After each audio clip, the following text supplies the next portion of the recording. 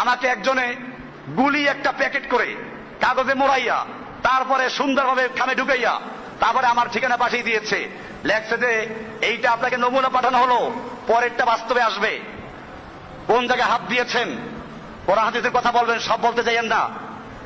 আমি পাইলে তাকে উত্তর, অথবা এখন উত্তর দিচ্ছি, তাকে জানিয়ে দিচ্ছি, এরকম ভয় দেখাইবা তোমাদের পীরদেরকে, যাদের দুনিয়াতে 10টা বউ আছে, বাড়ি গাড়ি আছে, শরীর তৃপ্তি লোক লাগে, মাথা টিবান লাগে, পাও টিবান লাগে, অথবা যেই বুজুর্গদের চলতে গাড়ি লাগে, আরামদায়ক বাড়ি লাগে, ওই সমস্ত পীর বুজুর্গদেরকে এরকম ভয় দেখাও যারা তাদের জীবনটাকে অক্ষ করেছে ইসলামের জন্য, যারা তাদের সবচেয়ে বড় চাহিদা তামান্না শাহাদা, ইসলামের জন্য জীবন দেওয়া তাদের সবচেয়ে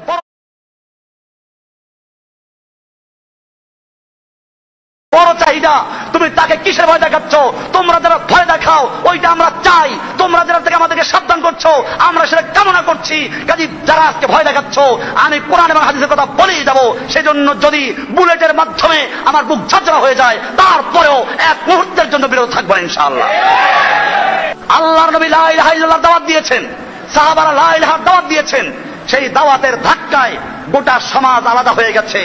লা ইলাহা ইল্লাল্লাহর মানে হচ্ছে আল্লাহ ছাড়া কারো বিধান চলবে না, আল্লাহ ছাড়া কারো হুকুম চলবে না, আইন চলবে না। আর এখন লা ইলাহা ইল্লাল্লাহর দাওয়াত দেয়, তার মধ্যে কি নাই, এসব বিষয়ে কোনো কথাই নাই। লা ইলাহার দাওয়াত দেয়, মসজিদের জামা কি করো, মসজিদে আসো নামাজ পড়ো, ঠিক আছে ভালো কথা, কিন্তু এরপরে ওই যেই লা ইলাহা ইল্লাল্লাহর দাওয়াত দিয়ে রাষ্ট্রীয়ভাবে নবীরা দিন কায়েম করেছেন তার খবর আছে কিছু?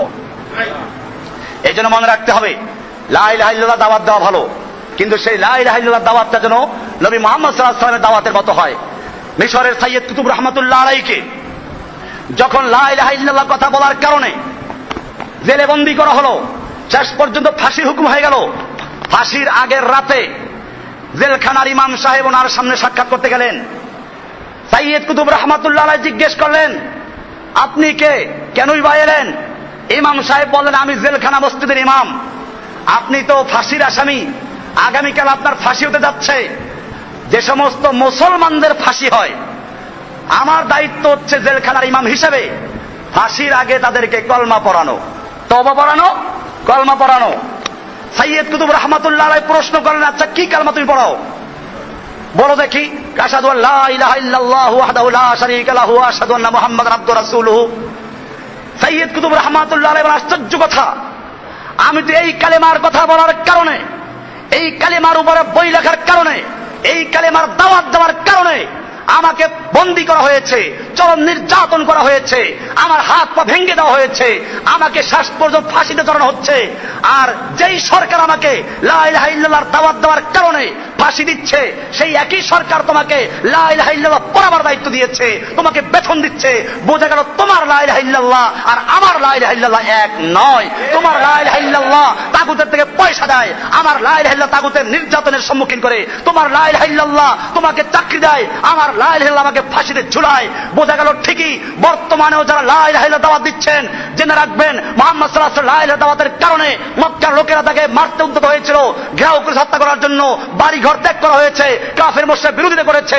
আপনার লা ইলাহা ইল্লাল্লাহ সমস্ত তাগুত, ইহুদি, খ্রিস্টান, নাসারা, বৌদ্ধ, হিন্দু কার কোনো আপত্তি নাই, আপনার জন্য সারা বিশ্বের ভিসা ফ্রি হয়ে যায়, আপনাকে সব জায়গায় ঢুকতে দেওয়া হয়। বোঝা গেল আপনাকে পাহারাদারি করা হয়, আপনার জন্য সব রকম ব্যবস্থা করা হয়। বোঝা গেল আপনার লা ইলাহার দাওয়াত এবং মদিনার মক্কার নবী মুহাম্মদ সাল্লাল্লাহু আলাইহি ওয়াসাল্লাম লা ইলাহার দাওয়াত এক নয়।